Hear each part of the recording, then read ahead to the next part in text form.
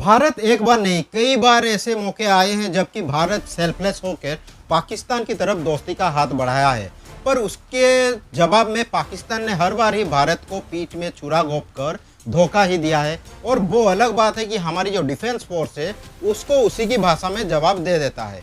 हमारे फौजी भाई जो हैं वो 24 घंटे हर दिन जो है बॉर्डर पे रहकर हमारी सुरक्षा के लिए उनके साथ लड़ते हैं। पर यहाँ पर और एक गौर करने वाली बात यह है कि हमारे देश के अंदर कुछ ऐसे भी लोग हैं जो कि उन पाकिस्तानियों की तरफदारी में आज भी लगे हुए हैं। पाकिस्तानी हमारे बारे में क्या सोचते हैं इसके विषय में अगर जानना है तो आइए उनकी एक सीनियर जर्नलिस्ट है जिनकी इंटरव्यू आप देखिए पहले। जिस तरह आपने बराह रास्त लड़ने का फैसला कर लिया है, बंदूक उठाने का फैसला कर लिया, खुदा ना खास्ता जंग हो जाती तो ख्वाहिश क्या है? इंडियन एक्टर से हमारी लौंडियां बन के आती हैं तो हमें इजाजत है लौंडी बनाने की कि नहीं है इजाजत? अच्छा, उसमें भी कोई आपकी चॉइस है? वो काफी है लेकिन आप उसको छोड़ दें। नहीं सर, मैंने घर भी तो जाना है अपने यार। यानी कि ये जर्नलिस्ट यहाँ पे ये कह रहा है, वो भी मीडिया के सामने और खुलेआम कह रहा है कि अगर पाकिस्तान जंग में जीत जाता है तो वो हमारे यहाँ के जो बॉलीवुड के एक्ट्रेस है उनको उनका सेक्स स्लेव बनाना चाहता है। वहीं पर हमारे बॉलीवुड के जो एक्ट्रेस हैं वो पाकिस्तान के बारे में क्या सोचते हैं इस वीडियो में देखिए। काफी जगह घूमी हूँ लेकिन लंदन, न्यूयॉर्क, इस्तांबुल, पेरिस सब फेल है लाहौर के सामने। मतलब यहाँ इनको देश के बारे में नहीं पड़ी है। जैसे कि 26/11 अटैक के बाद बॉलीवुड के काफी पॉपुलर एक्टर जो है वो ये कहते दिखाई दिए, Pakistani players are the best T20 players in the world. वो कलाकार ये दो अलग अलग सब्जेक्ट हैं, वो टेररिस्ट थे, ये कलाकार है। हम इंडियंस को एक्चुअल में हुआ क्या है, जब पहलगाम अटैक हुआ तो इंडिया गवर्नमेंट जो है इन पाकिस्तानी एक्टरों के जो है सोशल अकाउंट्स को इंडिया पे बैन कर दिया। फिर उसके बाद भी इंडियंस ऐसे हैं कि वो VPN का सब्सक्रिप्शन लेके इन सोशल अकाउंट्स को एक्सेस कर रहे हैं। इसके बाद और एक बड़ी खबर ये भी है कि हमारे एक जो यूट्यूबर है ज्योति मल्होत्रा, वो भी पाकिस्तानियों के साथ मिलकर काफ़ी खुफिया यानी कि काफ़ी इम्पोर्टेंट इन्फॉर्मेशन जो है इंडिया की वो पाकिस्तान के साथ शेयर कर रहे थे। मतलब ये न्यूज़ जब मैंने सुना तो मैं काफ़ी शॉक्ड रह गया। यानी कि एक इंडियन और फिलहाल हाल ही में पहलगाम अटैक हुआ और इससे पहले भी कई सारे अटैक हो चुके थे, फिर भी आप कैसे अपने देश की इस तरह की खुफिया इन्फॉर्मेशन जो है पाकिस्तान के साथ शेयर कर रहे थे, वो भी एक यूट्यूबर बन के। खैर इसकी जांच तो चलती रहेगी। और एक बात बता दूं कि एक पाकिस्तानी मूवी मौला जट जो कि इंडिया में 2 अक्टूबर को रिलीज होने वाला था, जिसमें एक्टर थे फवाद खान, माहिरा खान और हमजा अली। और यहाँ पर और एक इम्पोर्टेंट बात यह है कि ये हमजा अली जो है काफ़ी इम्पोर्टेंट कैरेक्टर यहाँ पर हो जाता है हमारे देश के लिए, क्योंकि ये हाफिज सईद का एक बड़ा फैन है और ये हाफिज सईद को जो है एक राइटियस यानी कि एक सही इंसान बताता है। भले ही इंडिया इसको कोई टेररिस्ट बोले या ना बोले, उससे उसको कोई फर्क नहीं पड़ता। और हम उसकी फिल्म को इंडिया में रिलीज करने वाले थे, जो कि फैन है जिसको कि UN ने और इंडिया ने भी एक टेररिस्ट घोषित कर रखा है। और ये हाफिज सईद जो कि मास्टरमाइंड है हमारे पहलगाम अटैक के लिए और 26/11 का जो अटैक हुआ था इंडिया में। तो यहाँ पर हम इंडियंस को क्या हो गया कि बॉलीवुड के अंदर वो दम नहीं रहा जो कि इंडिया में पाकिस्तान की मूवी को रिलीज करवाया जा रहा है। I am really surprised. और यहाँ पे हमारी रईस मूवी की एक्ट्रेस जो है माहिरा खान ने भी इंडिया के ऑपरेशन सिंदूर को कंडेम्ड करते हुए ये कहा है कि इंडिया एक झूठा कंट्री है जो कि हर बार पाकिस्तान के ऊपर जो है झूठा एलिगेशन लगाता रहता है। जब इंडियन आर्मी ने ऑपरेशन सिंदूर को लॉन्च किया, उसमें जितने सारे भी टेररिस्ट मारे गए हैं उनके फ्यूनरल सेरेमनी में ये फोटो एक देखा गया है कि वहाँ में एक आतंकवादी जो कि अब्दुल रऊफ है, जिसको कि UN ने भी एक टेररिस्ट घोषित कर रखा है, वो सामने खड़ा है और उसके पीछे जो है पूरी पाकिस्तानी आर्मी खड़ा है। यानी कि इससे ये पता चल रहा है कि पाकिस्तान में आर्मी से ज़्यादा महत्व जो है वो एक टेररिस्ट को दिया जाता है। और इसके बाद भी इन्हें इंडिया झूठा लगता है और उनकी पाकिस्तान जो है वो सही लगता है। I wonder what message this picture actually sends to all of you. This is a question that is worth asking. As far as we are concerned, the individuals eliminated at these facilities were terrorists ये एक सबूत है जो कि पूरे दुनिया के सामने है कि वहाँ पे आतंकवादियों का वैल्यू, वहाँ पे आतंकवादियों का दर्जा आखिर आर्मी से ज़्यादा है। इन सब के अलावा अगर देखें तो पाकिस्तानी क्रिकेटर भी कहीं कम नहीं है इनसे। शोएब अख्तर ने खुद गजबाए हिंद की बात टीवी के एक इंटरव्यू में कहा है। वहीं पर सईद अफरीदी जो है पहलगाम अटैक को इंडियन आर्मी की साजिश बता दिया है।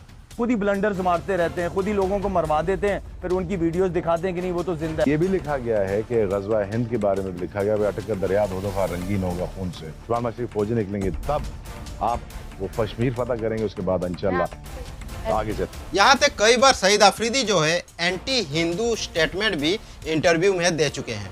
टीवी के सामने स्टार प्लस चल रहा था और वो इंडियन ड्रामों में क्या होता है, थाली लेके यूं यूं करके क्या कहते हैं उसको, पता नहीं आरती, पता नहीं क्या वो यूं कर रही टीवी के सामने खड़े हो गए। तो मैंने यूं करके देखा तो मैं पता नहीं क्या हुआ कि मैंने यूं करके दीवार के अंदर ही टीवी कर दिया।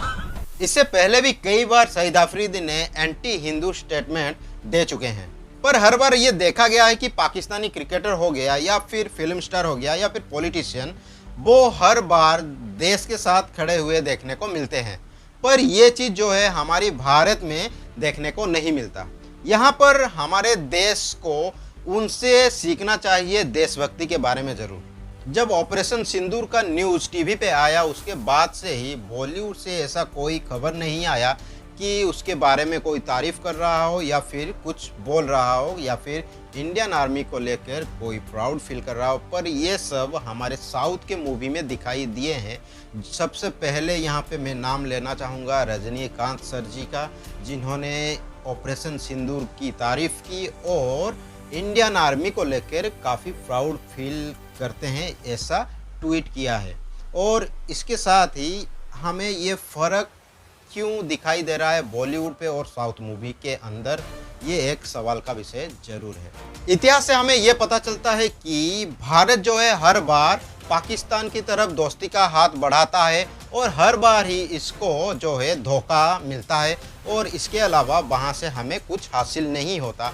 और इन सब की वजह काफ़ी गंभीर है और जिसको हमें समझना पड़ेगा, जो कि वीडियो में हम आगे समझने की कोशिश करेंगे। दरअसल पाकिस्तान का जो पूरा सिस्टम है ये एंटी इंडिया और एंटी हिंदू बेस्ड है।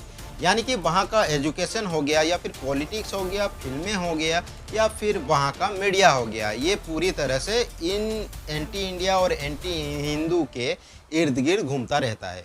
जब यूएन ने वहाँ की स्कूल की टेक्स्ट बुक को स्टडी किया तो वहाँ पर ये देखा कि ये जो किताबें हैं पूरी तरह से यहाँ का जो टेक्स्ट है वो एंटी इंडिया और एंटी हिंदू, ऐसे कि कई जगहों पर यहाँ पर गलत चीज़ भी बच्चों को पढ़ाया जा रहा है, ये यूएन का कहना था। एक इंटरव्यू में भी पाकिस्तानी जो हिंदू स्टूडेंट्स हैं वो भी इस बात का खुलासा करते हैं यहाँ पर। When I do celebrate 14 अगस्त तो मुझे कहा जाता है कि तुम 15 अगस्त को सेलिब्रेट करो ना। मुझे मेरे कलीग्स कहते थे अबे यार तेरी टीम जीत रही है, तो मैं कहता था भाई मेरी टीम कैसे जीत रही है, मेरी टीम तो इस वक्त हारने लगी है। हमें कहा जाता था कि तुम मुसलमान क्यों नहीं हो जाती, अगर तुम्हें ऐसा लगता है कि ये तुम्हारा रिलीजन अच्छा नहीं है, देखो हर जगह लिखा भी हुआ है, तो तुम हमारे मजहब में आ जाओ ना। वो कहते हैं जहाँ से आए हो चले जाओ। पाकिस्तानी टेक्स्ट बुक में ये तक लिखा गया कि हिंदूज जो हैं वो मुसलमानों के दुश्मन हैं और वो पूरी भारत के ऊपर जो है कंट्रोल चाहते थे और मुसलमानों को वो अपना गुलाम बनाना चाहते थे। यहाँ तक इनकी किताब में ये लिखा गया कि जो अंग्रेज के खिलाफ इंडिपेंडेंस मूवमेंट है वो हिंदू इंडिपेंडेंस मूवमेंट था। यहाँ तक कि एक इंटरव्यू में पाकिस्तानी पेरेंट्स से ये पता चला है कि उनको स्कूल में बच्चों को ये सिखाया जाता है कि तुम अगर हिंदुओं को मारोगे तो वो कहीं गलत नहीं होता। अपना देखे तो सही, आप पढ़ा के आ रहे हैं मगारिस में, स्कूलों में। तो मेरे बच्चे स्कूल से जब आते हैं अजीबोगरीब किस्म के सवालात करते हैं। एक सवाल मेरे बच्चे ने मुझसे किया था, तो मुझे तो स्कूल में टीचर कह रहे थे आपके यहाँ सिंध में हिंदू होते हैं तो आप उनको मार क्यों नहीं देते। हमारी एजुकेशन सारी हिंदुओं और सिखों की नफरत के ऊपर बेस है। मुतालिया पाकिस्तान देखे हिंदू ये था, गांधी ये थे, सिख ये थे। यहाँ तक कि उनके किताबों में सिखों के खिलाफ भी कई सारे चीजें पढ़ाया जाता है। अगर बच्चों को इस तरह की शिक्षा दी जाएगी बचपन से ही तो उनका माइंडसेट कैसा बनेगा। When I will grow up, I will be army and save Pakistan and destroy India। कि वो गंदे लोग होते हैं। क्यों गंदे लोग होते हैं? से होते हैं? क्या करने से लोग गंदे होते हैं? पूजा करते हैं, और वो पूजा करते हैं बुरी बात है। हम नमाज पढ़ते हैं, नमाज करना अच्छी बात होती है। जहां भारत में माँ बाप अपने बच्चों की कैरियर को लेकर काफी चिंतित रहते हैं कि कोई अपने बच्चे को डॉक्टर या फिर कोई अपने बच्चे को साइंटिस्ट इंजीनियर बनाना चाहते हैं, वहां पर पाकिस्तान की एजुकेशन का सिस्टम जो है वो पूरी तरह से इंडियन हेट बेस्ड है और हिंदू हेट बेस्ड है। इंडियन आर्मी को हम गलियां साफ करने में लगा देंगे, कितना मजा आएगा जब हम रेली गेट पर गाय के कबाब खाएंगे, ताजमहल पर जश्न तकमील पाकिस्तान मनाएंगे। अब आते हैं उनके फिल्मों में, तो फवाद खान जो है उनको काफ़ी सारा पॉपुलैरिटी मिला है बॉलीवुड से, उनको कई बड़े बड़े प्रोजेक्ट्स यहाँ पे मिले हैं।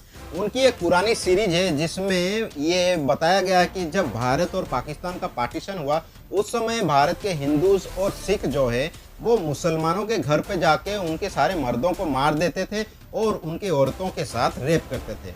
जबकि पूरी दुनिया को ये पता है कि जब बांग्लादेश आज़ाद हुआ था उस समय के बाद पाकिस्तान ने करीब 2 से 4 लाख बंगाली औरतों का रेप किया था। अब आते हैं वहाँ की पॉलिटिक्स में। अगर आप वहाँ पर जितनी ज़्यादा हो सके hate India speeches, hate Hindu speeches दे सकें तो आप इलेक्शन जीत जाएंगे, और अगर आप कहीं पर भी प्रो इंडियन बनने की कोशिश करेंगे तो वहाँ पर आप कभी भी इलेक्शन जो है वो जीत नहीं सकते, जैसे कि इमरान खान के साथ हुआ। ये फॉरेन मिनिस्टर को उन्होंने कहा कि रूस से तेल ना खरीदो, उसने आगे से कहा तुम कौन होते हो मैं कहने वाले, यूरोप खरीद रहे तेल उनसे, हमारे लोगों की जरूरत है हम खरीदेंगे। ये होता है आजाद मुल्क। जैसे ही ये स्पीच इमरान खान ने दिया तो वो इलेक्शन हार गए और इलेक्शन को शहबाज शरीफ ने जीत लिया। वहाँ का पॉलिटिक्स ऐसा है कि आर्मी जो चाहता है वो ही होता है, मतलब एक फेस है बस ये पॉलिटिक्स, पर वहाँ का लीडर एक्चुअल में जो है वो आर्मी है। और वहाँ के आर्मी की सोच ये है कि वो हिंदुओं के साथ कभी एक साथ नहीं रह सकते और वो 2 नेशन थ्योरी के साथ ही चलते हैं। वो कभी हिंदुओं और मुस्लिमों को एक साथ नहीं देख सकते। Our forefathers, they thought that we are different from the Hindus in every possible aspect of life. वहाँ का आर्मी ये बताना चाहता है हिंदू और मुस्लिम पूरी तरह से अलग हैं और ये एक दूसरे के लिए बने ही नहीं है। कुछ इस तरह की स्पीच वहाँ की आर्मी दे रहे हैं। Our religion is different, our customs are different, our traditions are different, our thoughts are different, our ambitions are different. That was the foundation of the 2 nation theory that was laid there. That we are 2 nations, we are not 1 nation. In speeches से ये पता चल रहा है कि पाकिस्तान जो है वो हिंदुओं के साथ कभी भी एक साथ नहीं रह सकता, जबकि हमारे भारत में इसका ठीक उल्टा हो रहा है। हम हमारे बच्चों को ये सिखाते हैं कि इंसानियत सबसे बड़ा धर्म होता है और उसके बाद बाकी सब धर्म जो है वो आता है। हम अपने बच्चों को एक सही इंसान बनाने की ज़्यादा प्रेफरेंस देते हैं, जबकि वहाँ पर तो कुछ और ही चल रहा है। हम हमारे देश में वसुधैव कुटुंबकम थ्योरी के साथ काम कर रहे हैं, यानी कि ये जो पूरी दुनिया है एक परिवार है। और आई होप ये बात पूरी दुनिया को समझ में आए और वो सही से और खुशी खुशी इस दुनिया में रहे। और इसी के साथ ही हम हमारे इस वीडियो को यहीं पे रोकते हैं। मिलते हैं अगले वीडियो में एक इंटरेस्टिंग टॉपिक के साथ। तब तक के लिए जय हिंद। और चैनल को अगर सब्सक्राइब नहीं किया तो चैनल को ज़रूर सब्सक्राइब कीजिए और हमें मोटिवेट भी करते रहिए, और जिसकी वजह से हम अगली बार और भी बेहतर वीडियो और बेहतर टॉपिक और एजुकेशनल नॉलेजेबल वीडियो आपके लिए ला सकते हैं। जय हिंद।